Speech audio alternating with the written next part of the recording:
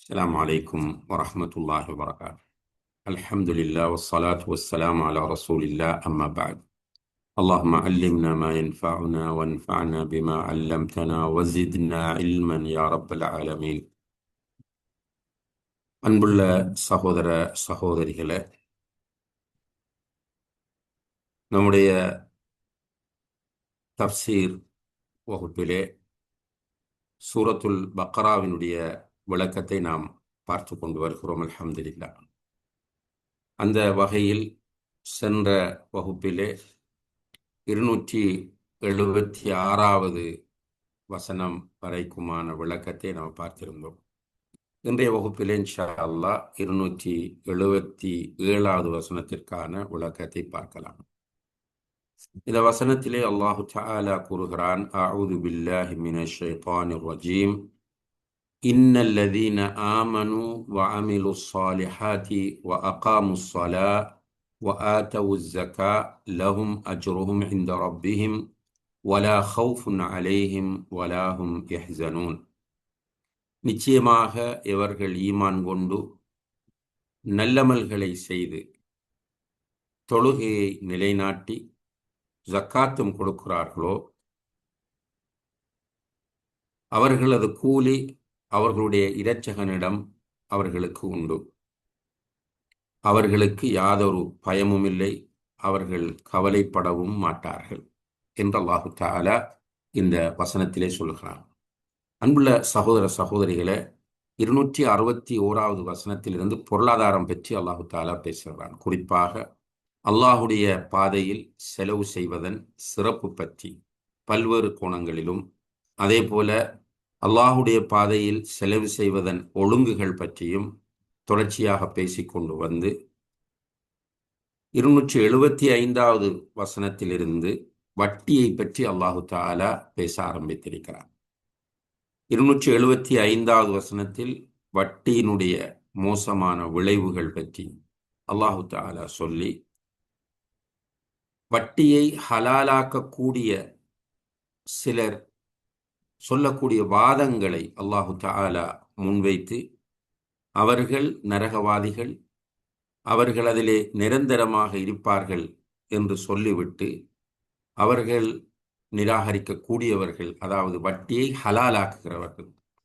வட்டியை சாப்பிடுவது வேறு, வட்டியை ஹலாலாக்கி சாப்பிடுவது வேறு.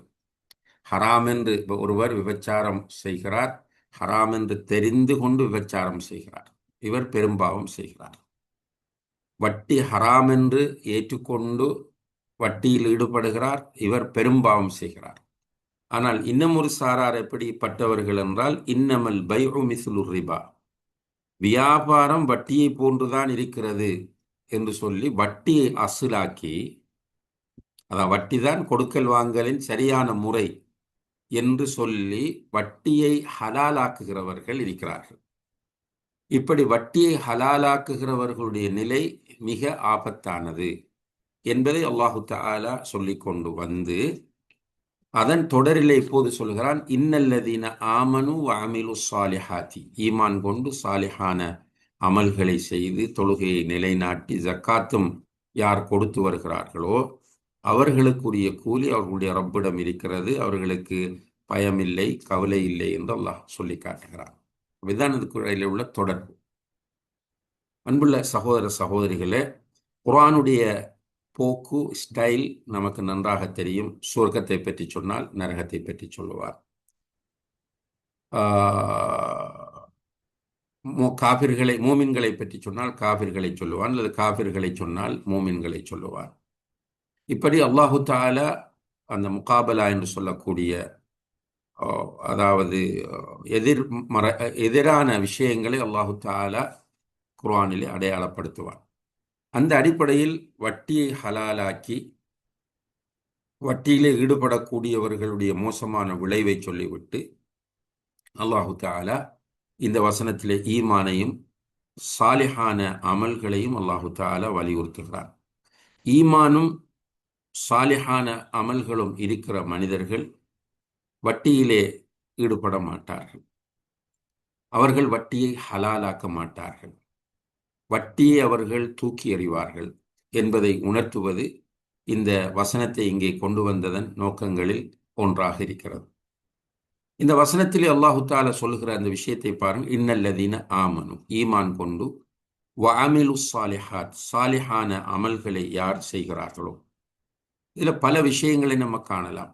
முதலாவது, ஈமான் கொண்டு என்று பொதுவாக சொல்லும்போது அர்கானுல் ஈமான் என்று சொல்லக்கூடிய ஈமானுடைய அடிப்படைகள் அனைத்தும் உள்ளே வந்துவிடும்.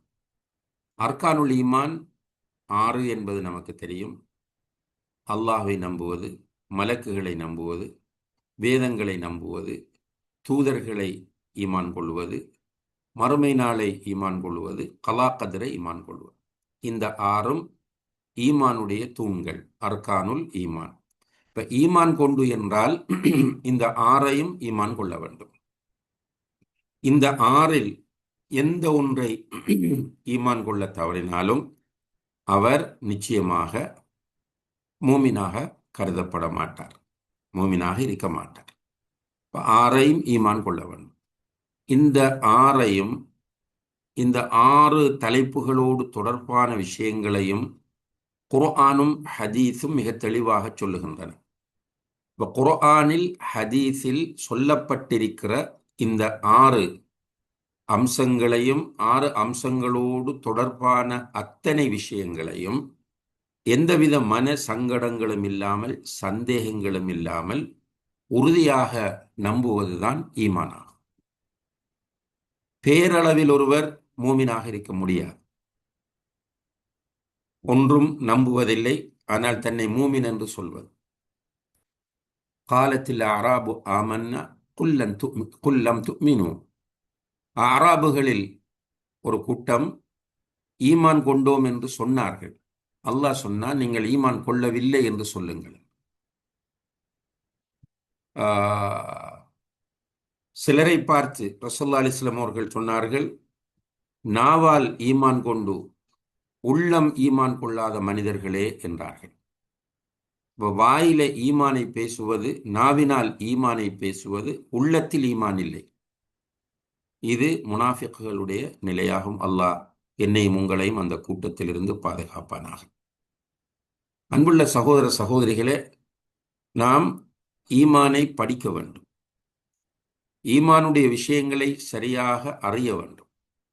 குறிப்பாக அல் குர்ஆன், ஹதீஸில் சொல்லப்படக்கூடிய ஈமானுடைய விஷயங்களை சஹாபாக்கள், தாபிஊன்கள், தபஉ தாபிஈன்கள் போன்ற சலஃபுகள் எப்படி ஈமான் கொண்டார்களோ அதை அறிந்து அந்த அடிப்படையில் நாம் ஈமான் கொண்டால் நிச்சயமாக நம்முடைய ஈமான் உறுதியான சரியான ஈமானாக இருக்கும். எனவேதான் அல்லாஹு தஆலா சூரத்துல் பக்ராவிலே சொல்லும்போது, இதுக்கு முன்னால் நம்ம பார்த்த வசனம், ஃபஇன் ஆமனு பிமிஸ்லி மா ஆமன்தும் பிஹ், நீங்கள் ஈமான் கொண்டிருப்பது போல அவர்கள் ஈமான் கொண்டிருந்தால் என்று அல்லாஹ் சொல்கிறார். நீங்கள் ஈமான், நீங்கள் என்று அல்லாஹ் விழிப்பது ரசூல் ஸல்லல்லாஹு அலைஹி வஸல்லம் அவர்களோடு இருந்த மூமின்கள். ரசூல் ஸல்லல்லாஹு அலைஹி வஸல்லம் அவர்களோடு இருந்த மூமின்கள் சஹாபாக்கள். இப்ப சஹாபாக்கள் ஈமான் கொண்டது போல பின்னால வரக்கூடியவர்களும் ஈமான் கொண்டால் ஃபகத் இஹ்ததவ், அவர்கள் நேர்வழியில் இருக்கிறார்கள், நேர்வழியை பெற்றுக்கொண்டவர்கள் என்று அல்லாஹு தஆலா சொல்கிறார். எனவே இதில் தெளிவும் உறுதியும் நமக்கு தேவை என்பதை இந்த இடத்திலே நாம் நினைவுபடுத்திக் கொள்ள விரும்புகிறோம். அடுத்ததாக இன்னும் ஒரு விஷயத்தை நீங்கள் இந்த வசனத்தில் கவனிக்கலாம். வஅமிலு ஸாலிஹாத், ஈமான் கொண்டு சாலிஹான அமல்களை செய்கிறவர்கள். இப்ப இதிலே ஈமான் வேறு அமல் வேறு என்று பிரிக்கக்கூடாது என்பதை அல்லாஹ் அழகாக நமக்கு சுட்டி காட்டுகிறான். ஏற்கனவேயும் நாம் சொல்லியிருக்கிறோம். அன்புள்ள சகோதர சகோதரிகளே, இஸ்லாமிய வரலாற்றில் சிலர் தோன்றியிருக்கிறார்கள். அவர்கள் ஈமான் வேறு அமல் வேறு என்று இரண்டையும் பிரித்து விட்டார்கள். ஈமான் கொண்டு விட்டு வேண்டியதை செய்யலாம், கடமைகளை விடலாம், ஈமானுக்கு எந்த பாதிப்பும் இல்லை என்று அவர்கள் பேசிக் கொண்டிருந்தார்கள். நல்லா புரியுங்க. ஈமான் கொண்டுட்டோம், அல்ஹம்துலில்லாஹ், ஓகே, இனி தொழ தேவையில்லை, தொல்றல்ல, நோன்பு பிடிப்பதில்லை, ஜக்காத் கொடுப்பதில்லை, வசதி வருகிறது ஹஜ்ஜிக்கு போவதில்லை, வட்டியில் ஈடுபடுவது, விபச்சாரம் செய்வது, மதுபானம் அருந்துவது, பொய் பேசுவது, சூதாட்டத்தில் ஈடுபடும், இப்படி நினைத்ததையெல்லாம் செய்வது, கேட்டால் நான் மூமின் என்று சொல்லிக் கொண்டிருப்பது. இந்த சூழ்நிலையை உருவாக்கியவர்கள் முர்ஜி ஆக்கள் என்று அடையாளப்படுத்தப்படுகிறார்கள். முர்ஜி ஆ அவர்களுடைய பெயர், பாடமாக்கிக் கொள்ளுங்கள். இந்த முர்ஜி ஆக்கள் ஈமான் வேறு அமல் வேறு என்று சொன்னார்கள். ஒருவர் ஈமான் கொண்ட பிறகு, அந்த முர்ஜியாக்களில் எக்ஸ்ட்ரீமான ஒரு குரூப் இருக்கிறார்கள். அவர்களுடைய ஆர்கியூமெண்ட் என்னென்றால், ஈமான் கொண்ட ஒருவர் விபச்சாரம் செய்தாலும், மதுபானம் அருந்தினாலும், திருடினாலும் அவருடைய ஈமான் உறுதியாகவே இருக்கும். எந்த அளவுக்கு என்றால், அவருடைய ஈமானும் அபூபக்கர் சித்திக் ரலியல்லாஹு அன்ஹுடைய ஈமானும் ஈக்குவலானவை என்று இந்த முர்ஜியாக்களில் எக்ஸ்ட்ரீமானவர்கள் பிரச்சாரம் செய்து அதன் பக்கம் மக்களை அழைக்கக்கூடியவர்களாக இருந்தார்கள். எனவே நாம் புரிந்து கொள்ள வேண்டும், குர்ஆனுடைய முழு போக்கையும் நீங்கள் படிக்கிற போது, குர்ஆனை முழுமையாக படிக்கிற போது காணலாம், ஈமான் கொண்டு சாலிஹான அமல் செய்து, ஈமான் கொண்டு சாலிஹான அமல் செய்து என்றுதான் வருகிறது. இப்ப ஈமான் கொண்டு சாலிஹான அமல் செய்து என்று சொல்லும்போது, ஈமானும் அமலும் ஒன்றோடொன்று பின்னி பிணைந்தவை, பிரிக்க முடியாதவை. ஈமான் அமல் செய்வதால் அதிகரிக்கும், பாவம் செய்வதால், பாவம் என்றால் அமல் செய்வதை குறைக்கிற போது, பாவங்களை செய்கிற போது ஈமான் குறையும் என்பதை அஹ்லுஸ் சுன்னா வல் ஜமா நமக்கு சொல்லித் தந்திருக்கிறார்கள். அடுத்ததாக அன்புள்ள சகோதர சகோதரிகளை, இங்கே இன்னும் ஒரு விஷயத்தை நீங்க பார்க்கலாம். வஅமிலு என்று சொல்லாமல் வஅமிலு சாலிஹாத், சாலிஹான அமல்களை அவர்கள் செய்வார்கள். சாலிஹான அமல்கள் என்று சொன்னால், குர்ஆன் சுன்னாவுக்கு உடன்பாடான அமல்கள் தான் சாலிஹான அமல்கள். குர்ஆன் சுன்னாவுக்கு உடன்பாடான அமல்கள் தான் சாலிஹான அமல்கள். அல்லாஹுக்காக செய்ய வேண்டும், அல்லாஹுடைய தூதர் காட்டிய முறையில் செய்ய வேண்டும். அல்லாஹுக்காக செய்ய வேண்டும், அல்லாஹுடைய தூதர் காட்டிய முறையில் செய்ய வேண்டும். அப்போதுதான் அந்த அமல் சாலிஹான அமலாக கருதப்படும். இதை நாம் இந்த இடத்தில் கவனத்தில் கொள்ள வேண்டும். எனவே ஒரு மனிதன் ஈமான் கொண்ட பிறகு பித்அத்துகளின் மூலம் அல்லாஹ்வை நெருங்க முயற்சிக்க கூடாது. பித்அத்துகளின் மூலம் அல்லாஹ்வை நெருங்க முயற்சித்தால் அது ஏற்றுக்கொள்ளப்பட மாட்டாது என்பதை அல்லாஹுடைய தூதரே சொல்லுகிறார்கள். மன் அமில அமலன் லைஸ அலைஹி அம்ருனா ஃபஹுவ ரத்துன். நம்முடைய கட்டளை, நம்முடைய வழிகாட்டல் இல்லாத ஒரு செயலை ஒருவர் செய்தால் அது நிராகரிக்கப்படும் என்று சொல்கிறார். தெளிவான ஹதீஸ், ஆயிஷா ரலியல்லாஹு அன்ஹா அவர்கள் அறிவிக்கிற மிகவும் உறுதியான, அதாவது ஆதாரபூர்வமான ஒரு ஹதீஸ். மன் அமில அமலன் லைஸ அலைஹி அம்ருனா ஃபஹுவ ரத்துன். நம்முடைய கட்டளை இல்லாத, நம்முடைய வழிகாட்டல் இல்லாத ஒரு செயலை யார் செய்கிறாரோ அது நிராகரிக்கப்படும். எனவே சாலிஹான அமல் என்பது அல்லாஹுடைய தூதர் காட்டியிருந்தால் மட்டும்தான் அது சாலிஹான அமலாக அமையும். அல்லாஹுடைய தூதர் காட்டாமல் எந்த பெரிய ஒரு மனிதன் கண்டுபிடித்தாலும் அந்த அமல் பித்அத் என்று சொல்லப்படுமே தவிர சாலிஹான அமலாக அது இருக்க மாட்டாது என்பதை நாம் புரிந்து கொள்ள வேண்டும். எனவே அன்புள்ள சகோதர சகோதரிகளே, இந்த சாலிஹான அமல்கள் என்பதில் இது முக்கியமான ஒரு குறிப்பாகும். அடுத்ததாக, சாலிஹான அமல்களில் 2 அமல்களை இங்கே அல்லாஹ் அடையாளப்படுத்துகிறார். ஒன்று அகாமுஸ் ஸலா, இரண்டாவது ஆத்து ஜக்கா, தொழுகையை நிலைநாட்டி ஜக்காத்து கொடுப்பது. இப்ப தொழுகையை நிலைநாட்டுதல், தொழுதல் அல்ல, தொழுகையை தொழுவார்கள் என்று சொல்லவில்லை, தொழுகையை நிலைநாட்டுவார். இந்த விஷயம் நம்ம ஆரம்பத்திலிருந்து சுட்டி காட்டி கொண்டு வருகிறோம். ஒருவர் தொழுகையை நிலைநாட்ட வேண்டுமே தவிர தொழக்கூடாது. தொழுகையை நிலைநாட்டுவது என்று சொன்னால், தொழுகைக்கென்று அடிப்படை தூண்கள், ருக்குன்கள் இருக்கின்றன, நிபந்தனைகள், ஷரத்துகள் இருக்கின்றன, தொழுகைக்கென்று ஃபர்துகள் இருக்கின்றன, தொழுகைக்கென்று சுன்னத்துகள் இருக்கின்றன.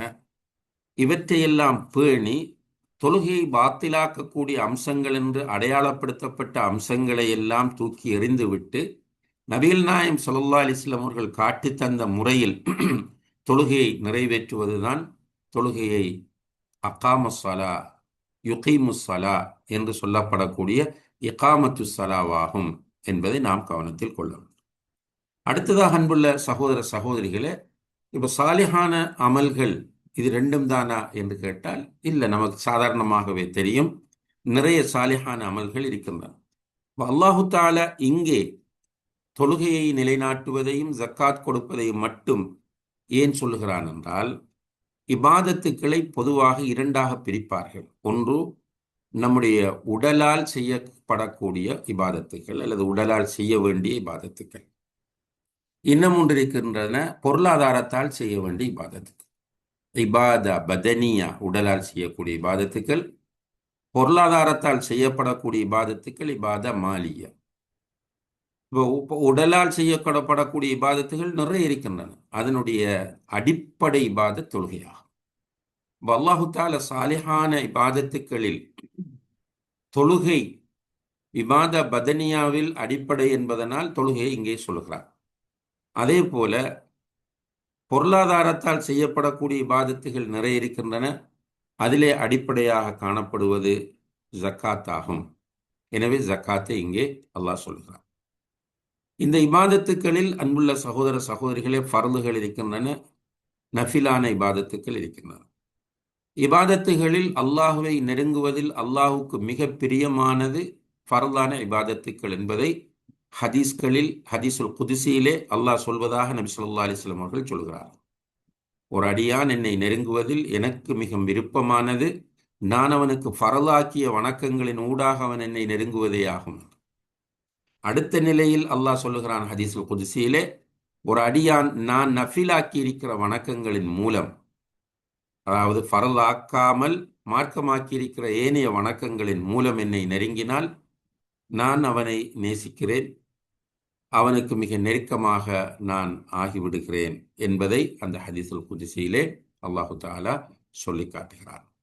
எனவே முதலில் ஃபர்துக்கு முக்கியத்துவம் தர வேண்டும். சிலர் இருக்கிறார்கள் தஹஜ்ஜத் தொழுவார்கள், ஃபஜ்ரை மிஸ் பண்ணுவார்கள். சுன்னத்தை ஜமாத்தோடு தொழுவார்கள். உதாரணமாக தராவிஹ் தொழுகையை ஜமாத்தோடு தொழுவதில் ஆர்வம் காட்டுவார்கள், ஆனால் ஃபஜ்ரு தொழுகையை ஜமாத்தோடு தொழுவதில் ஆர்வம் காட்ட மாட்டார். இது முரண்பாடு. சுன்னத்தான நோன்புகளில் ஆர்வம் காட்டுவார்கள், ஃபர்தான நோன்பை விட்டு விடுவார்கள். இப்போ சில ஆண்கள் இருக்கிறார்கள், திங்கள் வியாழன் அல்லது ஆஷூரா அல்லது அரஃபா இப்படி நோன்புகள் நோட்பார்கள். ஆனால் கலா நோன்பு ஏதோ ஒரு காரணத்தினால் நோயோ பிரயாணமோ காரணமாக ஏற்பட்ட கலா நோன்புகளை கலா செய்ய மாட்டார்கள். சதகா கொடுப்பார்கள், ஜக்காத்து கொடுக்க மாட்டார்கள். இப்படி இல்லாமல் முதலில் நாம் ஃபர்தான வணக்கங்களின் மூலம் அல்லாஹுவை நெருங்க வேண்டும்.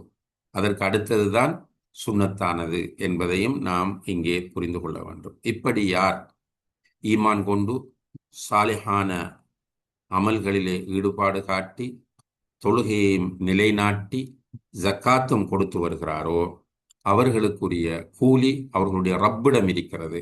அதாவது அந்த கூலியினுடைய முக்கியத்துவத்தை வெயிட்டை அல்லாஹு தஆலா இங்கே சொல்கிறான், அவர்களுடைய ரப்பிடம் இருக்கிறது. அப்ப ரப் நல்லமல்களை வீணாக்க மாட்டான். நம்ம செய்யக்கூடிய அத்தனை நல்லமல்களையும் அல்லாஹ் பாதுகாப்போம். சென்ற வகுப்பிலே நாம் சுட்டி காட்டியிருந்தோம். அன்புள்ள சகோதர சகோதரிகள், நம்ம செய்யக்கூடிய அமல்கள் ஷிர்கால் மட்டும்தான் அழிக்கப்படும், இல்லைண்டா அப்படியே சேவாக இருக்கும். நம்ம செய்யக்கூடிய அமல்கள் அதை அழிப்பது ஷிருக்கு மட்டும்தான். ஷிருக்கு செய்தால் நம்ம செய்யக்கூடிய அமல்கள் அனைத்தும் அழிந்துவிடும். அது ஷிர்குல் அக்பராக இருக்கலாம் அல்லது ரியா போன்று ஷிர்குல் அஸ்கராக இருக்கலாம். ஆனால் இது இல்லாமல் நாம் ஏதாவது ஒரு நல்லமலை செய்து விட்டால் நிச்சயமாக அந்த நல்லமல் அல்லாஹ்விடத்திலே பாதுகாப்பாக இருக்கும் என்பதை நாம் புரிந்து கொள்ள வேண்டும். இப்போ அல்லாஹ்விடத்தில் நமக்குரிய கூலி நிறைவாக இருக்கிறது. அது மட்டுமல்ல, ஈமானோடும் சாலிஹான அமல்களோடும் வாழுகிற ஒரு மனிதனுக்கு இந்த உலகத்திலும் பயம் கிடையாது, மறுமையிலும் பயம் கிடையாது. பயம் என்பது குறிப்பாக எதை சொல்லப்படும் என்றால், எதிர்காலத்தில் நடக்கப் போகிற ஒரு விஷயத்தை போட்டு அலட்டிக் கொள்வது தான் பயம். வறுமை பயம், அல்லது நோய் வந்து விடும் என்கிற பயம், பிள்ளைகள் கைவிட்டு விடுவார்கள் என்கிற பயம், பிஸ்னஸ் லொஸ்ட் ஆகிவிடும் என்கிற பயம், அல்லது நரகம் போய் விடுவோமோ என்கிற பயம். இந்த பயங்கள் எல்லாவற்றிலிருந்தும் அல்லாஹ் ஈமானோடும் சாலிஹான அமல்களோடும் இருக்கிற மனிதர்களுக்கு பாதுகாப்பு தருகிறார். அதே போல கவலைகள். கவலைன்றது நடந்து முடிந்தவற்றை பற்றி ஃபீல் பண்றது. ஹுஸ்ன் என்று சொன்னால் நடந்து முடிந்தவற்றை பற்றி ஃபீல் பண்ணி கொண்டே இருப்பது. அப்படி செய்திருந்தால் இப்படி இருந்திருக்குமே, இப்படி செய்திருந்தால் அப்படி இருந்திருக்குமே, அவர்கள் துரோகம் செய்து விட்டார்களே, இவர்கள் அநியாயம் செய்து விட்டார்களே, நாம் இப்படி செய்யாமல் இருந்திருக்கலாமே என்றெல்லாம் நடந்ததை நினைத்து வருந்துவதுதான் ஹுஸ்ன் என்று சொல்வது. இந்த நிலைகள் ஈமான் கொண்டு சாலிஹான அமல்கள் செய்யக்கூடிய மனிதர்களுக்கு வராது என்பதை அல்லாஹு தாலா இங்கே வாக்களிக்கிறான். எனவே அன்புள்ள சகோதர சகோதரிகளே, இந்த வசனத்தை சரியான முறையிலே படித்து அதன் அடிப்படையில் அமல் செய்ய அல்லாஹ் எனக்கும் உங்களுக்கும் தௌஃபிக் செய்வானாக. وآخر دعوانا أن الحمد لله رب العالمين والسلام عليكم ورحمة الله وبركاته. سبحانك اللهم وبحمدك.